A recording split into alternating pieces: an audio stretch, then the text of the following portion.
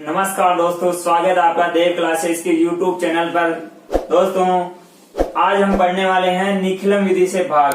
दोस्तों अपने जो 9th क्लास है उसमें 3 विधियों से हम भाग करना सीखेंगे दोस्तों। और वो 3 विधियां कौन कौन सी है? पहली विधि जो आज हम करने जा रहे हैं सूत्र निखिलम विधि से भाग। इसके बाद जो विधि हम भाग की सीखेंगे दोस्तों वो है ध्वजांक विधि से भाग करना सीखेंगे। और तीसरी विधि है परावर्ती योजित विधि से, मतलब 3 विधियां सीखेंगे। आज हम पहली विधि सीख रहे हैं दोस्तों, सूत्र निखिलम से भाग कैसे करते हैं। अब इसके 3 सवाल लेते हैं हम। 3 सवाल में पहला सवाल लेते हैं, इसकी विधि सीखते हैं। विधि क्या है, सवाल करते हैं, उसी में सारा आ जाएगा। सवाल करके देखते हैं। तो सबसे पहले हमें क्या करना, निखिलम विधि से भाग करते हैं। उसमें इस वाले पक्ष को इसको भाजक बोलते हैं, जिसका हम भाग देते हैं ना उसको भाजक बोलते हैं, और इसे भाज्य बोलते हैं। ये भाजक हो गया, ये भाज्य हो गया।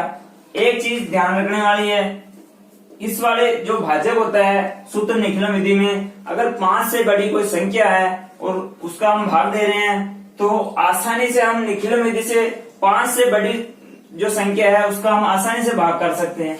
आइए ये सवाल करके देखते हैं। सबसे पहले क्या करना दोस्तों, अपने को बिल्कुल आराम से इजी वे में आपको एक एक चीज बेसिक से बता दूंगा। हंसते खेलते आप कर जाओगे इस सवाल को। सबसे पहले अपने को क्या करना, 3 खंड बनाने हैं। 3 खंड बनाने हैं। ये साहब 3 खंड बनाए हमने। प्रथम खंड, मध्य, तृतीय खंड। 3 खंड बनाए हमने।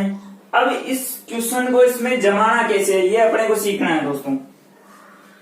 1245 में भाग दे रहे हैं 97 का। कौन सी विधि है, निखिलम विधि से हम भाग करना सीख रहे हैं। सबसे पहले हमें क्या लेना है, इसमें आधार लेते हैं। इधर संकेत भी लिख देंगे हम। इसमें क्या क्या हम काम में ले रहे हैं वो इसको संकेत के रूप में यहाँ लिखना है। अब 97 है, वैदिक विधि सीख रहे हैं। आधार हम क्या लेते हैं, 10, 100 या 10 की किसी घात को हम आधार के रूप में लेते हैं। हम यहाँ आधार लेंगे, हम 97 के पास है तो आधार 100 के पास में है ना, 97 सॉरी, तो हमने आधार लिया 100। अब एक चीज आती है इसमें, पूरक संख्या ज्ञात करना होता है। पूरक संख्या कैसे ज्ञात करते हैं, पूरक संख्या ज्ञात करने के लिए आधार में से हमें भाजक को घटाना है। भाजक मैंने क्या बताया था, 97 भाजक है, 1245 भाज्य है। 97 भाजक को आधार में से घटाना है। आधार 100 है, उसमें से 97 को घटाया, कितना प्राप्त हुआ, 03। 03 लिखना है, न कि 3, 03 लिखना। अब इसको क्वेश्चन को जमाते हैं। यहाँ प्रथम खंड में क्या लिखना है, मध्य खंड में क्या लिखना है, तृतीय खंड में क्या लिखना है, आराम से देखिए। प्रथम खंड में हमें भाजक को लिखना है। भाजक अपने पास 97। भाजक के नीचे पूरक संख्या कौन सी आई थी अपने पास, 03। भाजक के नीचे पूरक संख्या को लिखना है। ये प्रथम खंड अपना पूरा है, कर लिया हमने, जमा दिया है। अब तृतीय खंड में लिखना है, ना कि मध्य खंड में पहले। अब हमें देखना है कि आधार में शून्य कितने हैं, 2 शून्य है। तो भाज्य है ना, ये भाजक हो गया, ये भाज्य हो गया, तो भाज्य के 2 अंक तृतीय खंड में आ जाएंगे, और जो भी बचेंगे ना जो अंक वो मध्य खंड में आएंगे। अब आधार में 2 शून्य है तो भाज्य के 2 अंक हमने तृतीय खंड में लिख दिए, और इसके बाद में जो भी अंक बचते हैं उनको हमें मध्य खंड में लिखना है। ये हो गया साहब, ये क्वेश्चन को जमाने का तरीका है। और इसके बाद हम सवाल को सोल्व करेंगे। सवाल को सोल्व करने के लिए क्या करेंगे दोस्तों, सबसे पहले हम जो अपना भाज्य है बाईं ओर से सवाल को सोल्व करना है। बाईं ओर से इकाई अंक है ना भाज्य का, उसको एज इट इज नीचे उतारना है। उसके बाद क्या करना है दोस्तों, जो ये पूरक संख्या है, इस पूरक संख्या को इस 1 से गुणा करके बाईं ओर से भाज्य के दूसरे अंक से आगे की तरफ लिखना है। और इसको हम इससे गुणा करते हैं, 03 को 1 से गुणा करते हैं, 0 को 1 से गुणा किया 0, 3 को 1 से गुणा किया 3, ये हो गया सब।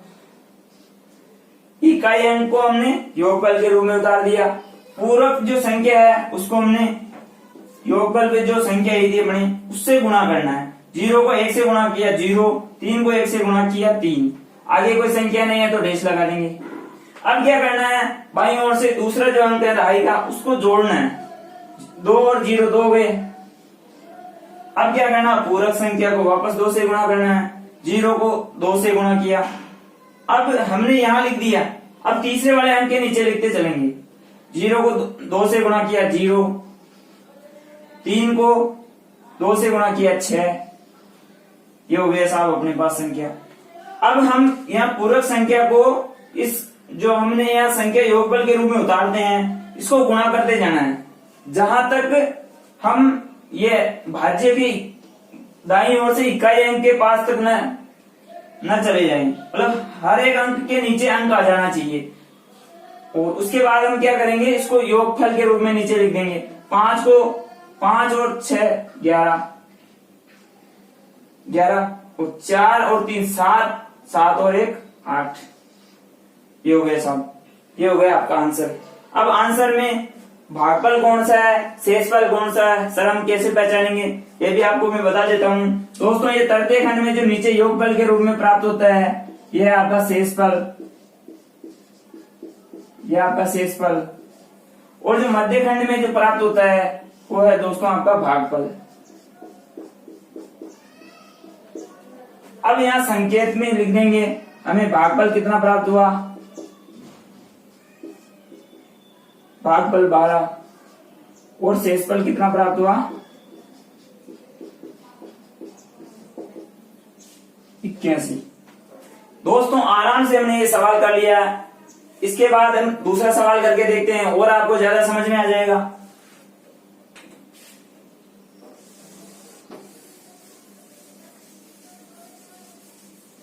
दूसरा सवाल करके देखते हैं।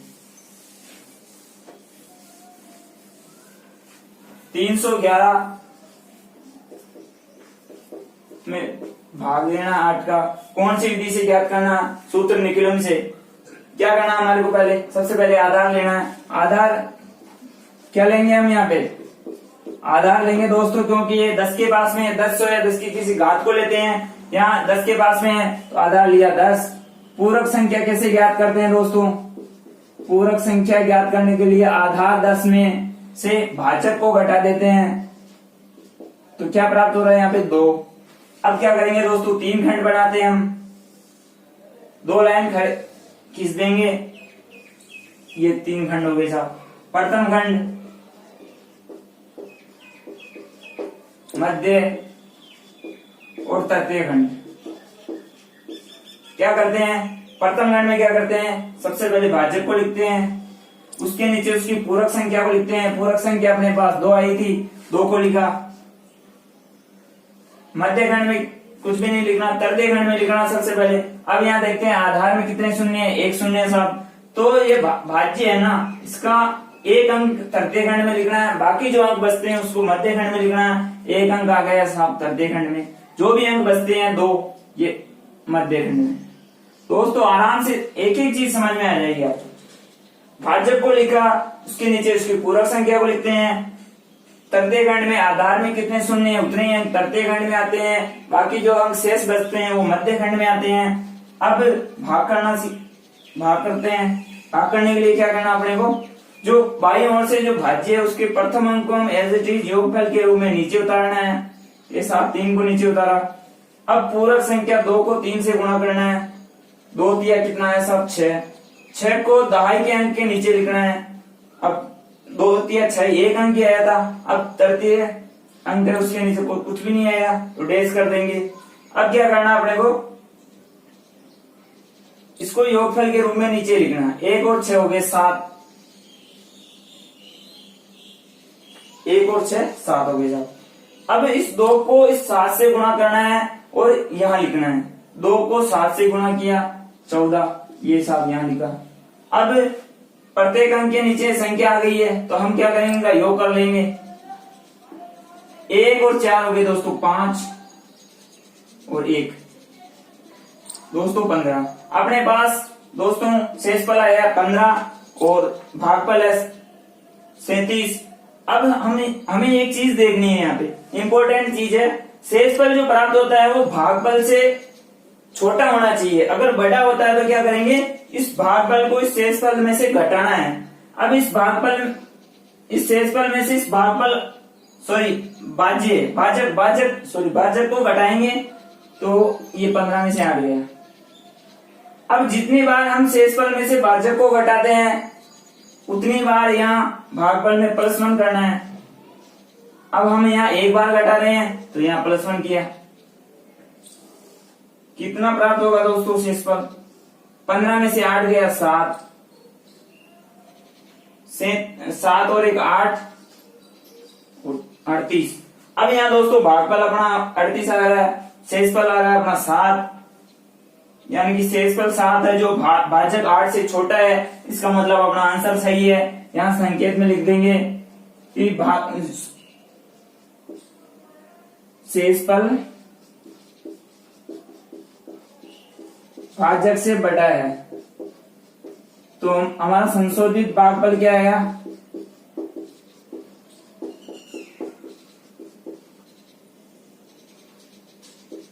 संशोधित भागफल 38 और संशोधित शेषफल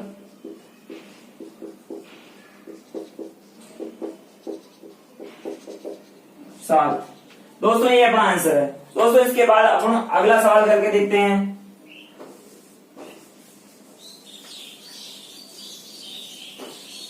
बिल्कुल आराम से एक एक चीज समझ में आ जाएगी दोस्तों।